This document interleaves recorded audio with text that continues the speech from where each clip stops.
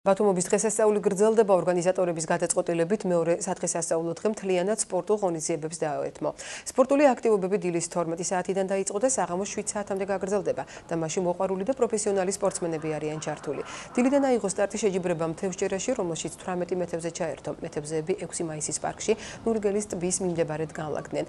მათგან საუკეთესო დაჭერილი თევზის რაოდენობის მიხედვით გამოვლინდება. ჩვენ გვაქვს დღეს 8 სპორტული ღონისძიება, ახლა ვიმყოფებით თევზჭერაზე, შემდეგ დაიწყება გარბენი. დიახ, ბუნებრივია ჩვენ მასობრიობას მივანიჭეთ უპირატესობა იმ ღონისძიებებს, რომელსაც შეუძლია მოყვარულებაც მიიღონ მონაწილეობა. დღის განმავლობაში ძალიან საინტერესო ღონისძიებას ვპირდებით ბათუმელებს. ჰობია ჩემი ყოველთვის თევზაობა. მიყვარს. და ამიტომ მივიღე.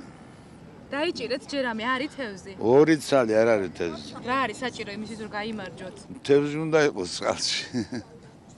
არ არის თევზი, არა, თევზი 2 წელი დავიჭირე, 2 საათი ავდგა.